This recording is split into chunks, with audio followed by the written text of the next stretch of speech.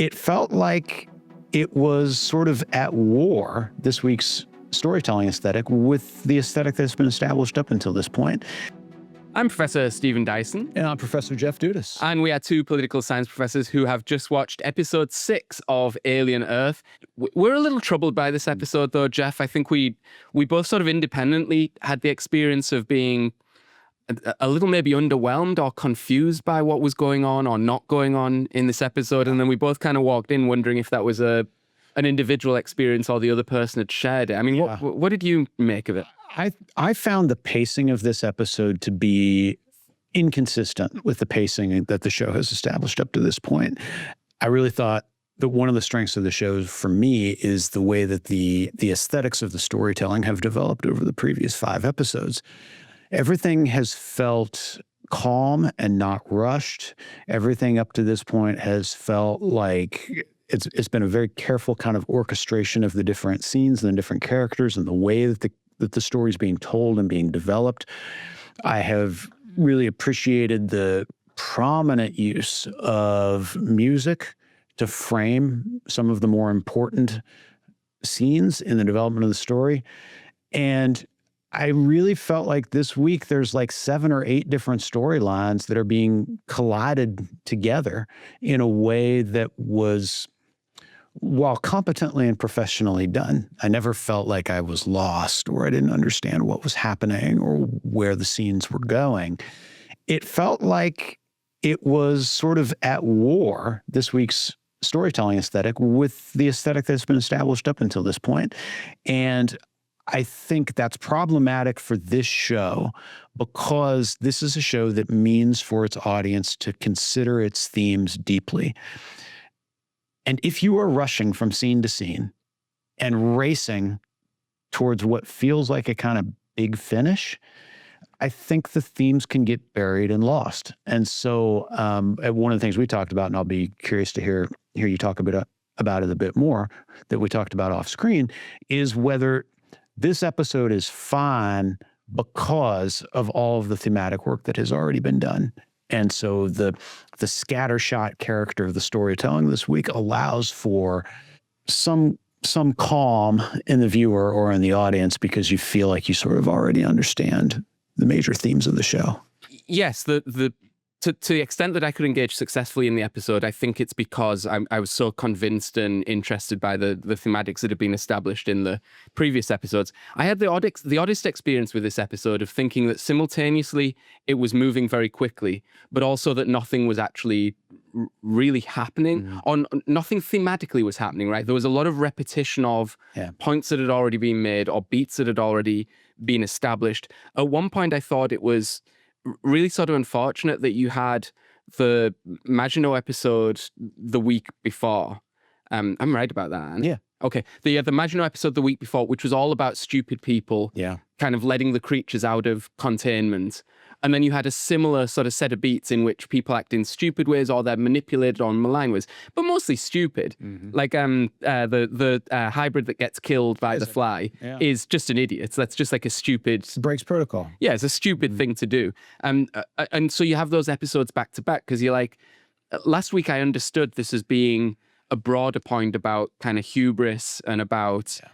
bringing parasites back to your home, but more broadly, human hubris in trying to conquer the sort of natural world and finding that it bites back, and that's a grand science fiction theme. And then you're hitting all the same beats the week later, and so you do wonder about the placement of this episode in the run of the season. And in the 6th episode, there's 2 episodes left, which mean they're trying to get us on track for a sort of grand finale. So it's just so simultaneously I thought individual things were rushed and also kind of repetitive and sort of not that much was happening, which is a shame because we've been huge sort of defenders of this show largely because we see it operating in a critical and thematic register.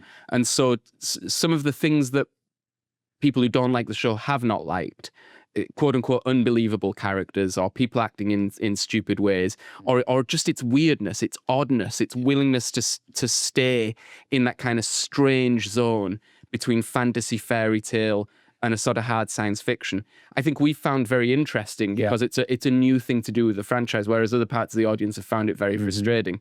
And so it's to have an episode where those elements seem imbalanced or kind of out of control is a little disappointing as an individual in terms of the individual episode. And you do now start to worry, like, where is this going to go for the rest of the season? Yeah, I am worried. This is the first time in the show's narrative that I am a bit worried that it's hurtling towards a very predictable and kind of hackneyed form of storytelling. So there's got to heading to the big finish where right. everything gets wrapped up and there's going to be tons of chases and explosions and whatever. There's got to be a big battle. There's going to be some sort of assault either on the Prodigy compound or assault by Prodigy forces to contain the creatures. They're going to escape in some way, but I think we know, because it's ultimately a prequel, that they can't fully escape and colonize the Earth, because in later iterations, like, they never say to Ripley when she's found in deep space, we're bringing you back to Gateway Station. By the way, the Earth is overrun with eyeballs and xenomorphs, and so we know it must be contained to some degree, right? And it's a bit worrying that the plot mechanics are just getting us in position for the grand finale. Yeah, which is, as you say, I think it's a shame given what I thought was the strength of the storytelling aesthetic that had been established up until now. I'm hopeful that this is kind of a one-off, unsatisfactory viewing experience, but I am increasingly concerned that we're now on a trajectory that is going to be ultimately not very interesting. Yeah, so I did see some satisfying thematic elements. I'm not sure they're new, but then it's episode 6 of an 8-episode season. You know, maybe we don't want them to be introducing new thematic elements, but just pushing forward established parts of the problematic. And in some ways, I think the episode did some of this successfully. I thought that there was a narrative or a theme about growing up that was hit several times, which is obviously going to be a fertile one when you're dealing with children, essentially. I think at one point, you know, growing up is said to be sort of forbidden. Maybe it's in when Boy Cavalier is doing his Peter Pan audiobook. Did we ever establish, by the way, why he's doing a Peter Pan audiobook?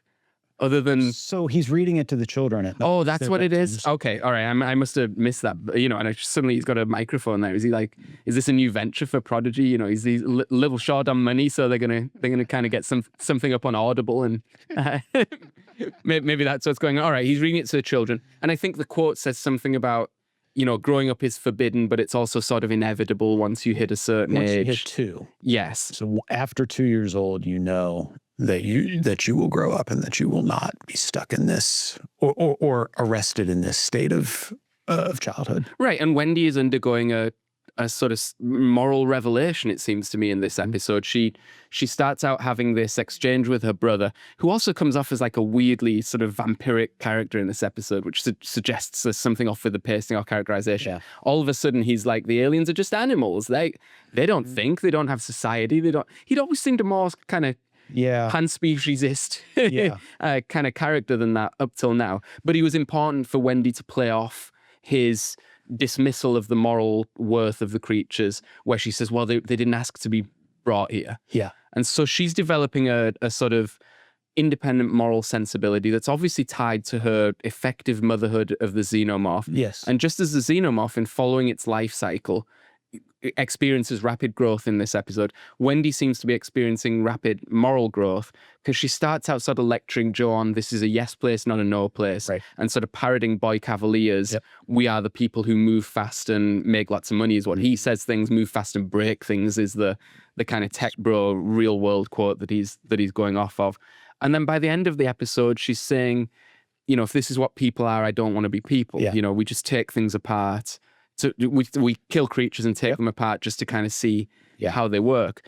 And she seems to be moving towards a sort of synth morality, as has been outlined by Kurt, that people are just food, they're just sort of flesh sacks. And, you know, we should be generally disinterested in their fate. And she seems to be kind of going in that direction, maybe aligning herself more with the creatures and less with her human heritage. Yeah, I think that's right. I do think that to the extent that there's interesting thematic development happening in this episode, it is exactly that. And it's this kind of mirroring that's beginning to take place between the children and the xenomorphs or the aliens, right? And there's a dawning realization that we get from this episode from Wendy that she and the xenomorph are essentially the same. They're both basically lab rats, glorified lab rats. The only difference is that the aliens are contained within obvious containment boxes, whereas the other thing that we do increasingly get the sense of this week is that the island of Neverland is a containment box. It's beautiful, and it seems like it's not a containment box, but actually it is. Right? It's nearly impossible to get off of it, and there's no reason to believe that the main action of this story is going to take place anywhere else except Neverland from here on out. Yeah, and it's sort of boxes within boxes, because the other box Wendy is trapped in is the synth box that she's being given. And the other really significant thing I thought we learned, or that did move the story forward a little bit, or its thematics forward, was the arc to do with Nibs. Yeah. Where it turns out that once your consciousness is transferred into this synthetic body, that's not a one and done thing. You're actually subject to perpetual reformatting and reprogramming. Yeah. And there is a nice sort of, not paradox, that's the wrong word, but a nice sort of opposition set up as to how you would deal with someone who's undergoing psychological trauma, which Nibs is. Yeah. And there's the human way that the scientist kind of offers, which is a lot of therapy that would take a lot of time.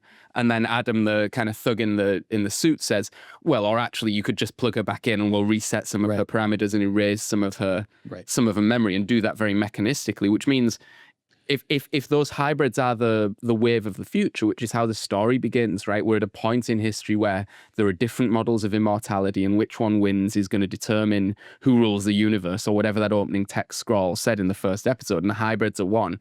Well, that would be a post-human future in which you're subject to continual mechanical readjustment. And Nibs is readjusted in such a way that she is effectively given an abortion. Right. Like her memory of being pregnant, or a sense of being pregnant, and of the eyeball sort of infiltration, is erased from her. And it's hard to read it as in any other way than that's a kind of forced abortion. Exactly. And the forcible nature of it, I think, is essential. This is what Wendy, I think, what dawns on her and what leads her to this increasingly close association with the aliens, is that none of this has taken place through consent. And there's the kind of the disassembling moment on the part of Dame Sylvia, the scientist, when she says, well, she was sick and we gave her medicine. This is how medicine works. Of course, that is not the appropriate analogy here, right? She's lying or otherwise deluded in what she is claiming here to Wendy. And Wendy is smart enough to understand that that's not what has happened here, right? That this has been, as you say, it's been the reformatting of a hybrid consciousness in a way that is far more manipulative than what we have seen up to this point. Remember, up to this point, we have simply seen the transfer of an already existing consciousness into a synthetic body, presumably without any messing around with the nature of that consciousness. It's been portrayed as a kind of one-to-one transfer. Here, it turns out that they can go in, and they will go in, right? Because they do not envision these hybrids in the same way that they don't envision the aliens as beings that have agency and subjectivity, and that are like enough to them that they can do things like have the moral capacity to consent or not consent. And so I think you're right. The thing that we see here that is maybe unique to this episode is the maturation, the moral and, in a certain sense, emotional maturation of Wendy, at least, as she realizes that she is growing up, and that she's growing up in a context of unfreedom, in a context in which consent is denied. The other character who has a little bit of a discourse here about the difference between childhood and adulthood is our poor character Slightly, right? Who is, I mean, really, the manipulation from Morrow comes to its obvious fruition here in this episode. Right. And remember, he tells his friend, he tells Smee, he says, being an adult is not fun, right? You don't just play games all day like you do when you're a child. It's not fun. And so we have a mirrored kind of development of maturation from Slightly as well. Right. I think so. Maybe one of the thematics we're going to end up with from this series is, I mean, it's the old cliche, and you almost don't want to say it's like what it means to be human. Usually that's just a throwaway line whenever you encounter any sort of AI or, and this is really about what it means to be human. But I think there's something more specific going on, which is two things are now being juxtaposed. You've got what it means to be human is the attempt to exert mastery over the natural world, which is going to simultaneously lead to great progress and to sort of overreach and hubris, and we'll always encounter limits that are either scientific in nature, or if you're that way inclined, sort of religiously given, that are going to push back against the attempt to achieve a total mastery, whether it's immortality or whether it's going out into the galaxy and collecting all these species. And you're always going to run into the kind of Icarus syndrome. You're always going to fly too close to the sun. And that's one element of, quote, what it means to be human. There's got to be a better way to express this.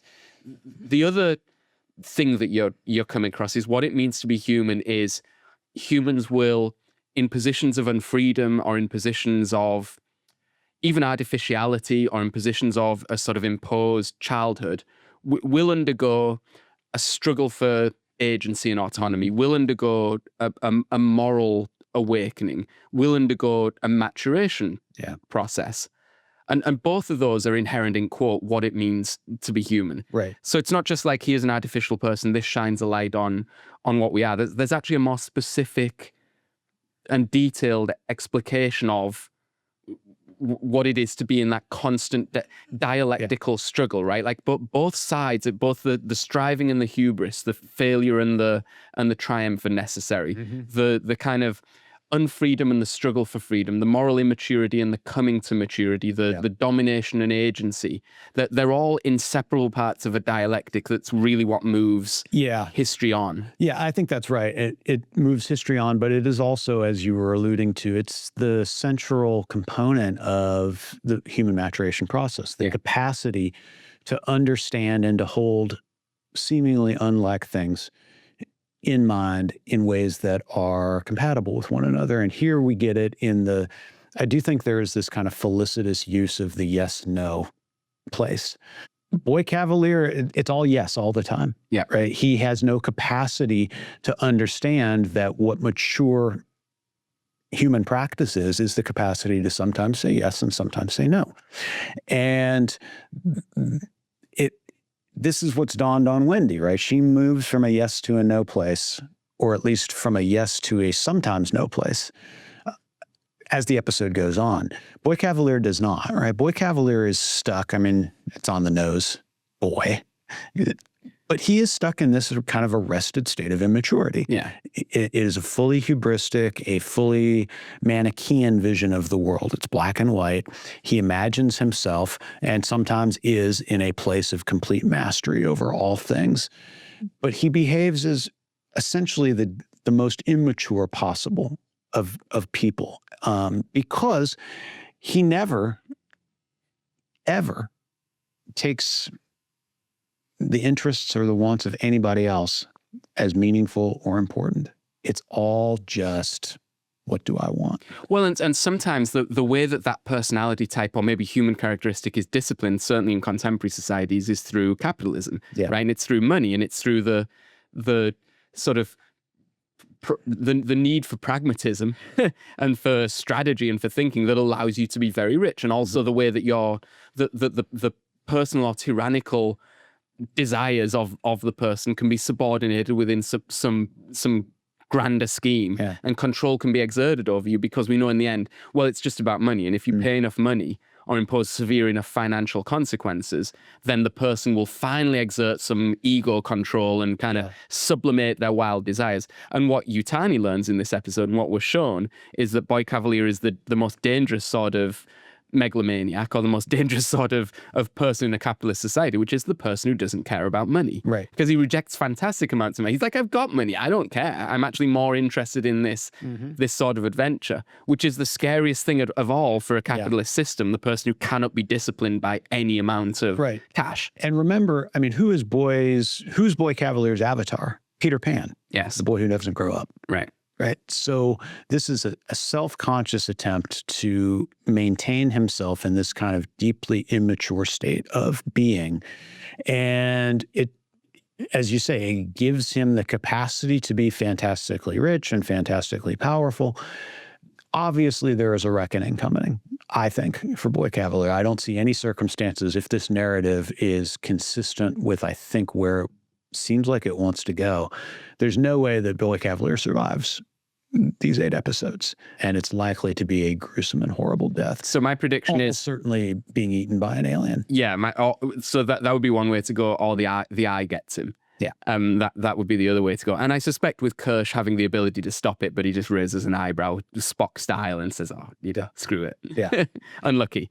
All right, so there's 2 possibilities here. I mean, as we were talking, Jeff, I was like, this sounds like actually quite a good episode of television. It's very thematically rich. We talked ourselves into it. There's 2 possibilities, right? One is we have, as people may think, as usual, sort of over-intellectualized things and provided a framework around something that can't support it in the shape of this. I think the show as a whole does support it, but in the shape of this specific episode, I guess that's one possibility. Or the other possibility is maybe we were too negative at the start, and this is actually a really solid episode of television, and these are just our instant reactions. Well, we have no way to know. We'd certainly love to hear from people in the comments, like where do you fall here? What's the appropriate maybe reaction? Both things are true. Yeah, maybe in contrast or in comparison with other TV shows, this was a strong episode, but given where we land within this story, it feels weak to me. Yeah, it's a fairly unique TV show, and the thing you can always say, I think the thing you'll always be able to say in defense of the show, even if it ends badly, is that it's doing things that are not often seen on television, that are sort of thematically interesting, and it's taken in a relevant way and in a way that's consistent with the alien problematic. It's taken that idea to a different place. It's used elements that were always in the Alien franchise, but it's done meaningfully different things with it. A lot of the way it's done that is by sort of smashing it together with Blade Runner, but that's fine. That's how things work. All these texts speak to each other anyway. Why not have them speak to each other very, very directly? Yeah. Okay. All right. So we would love to hear from you, what you thought of this episode. Was it good? Was it awful? Was it somewhere in between? Are we missing hugely important things? And we will look forward to what I suspect is a pretty sort of rapid ride towards a finale with episode 7 and then episode 8. And on that bombshell,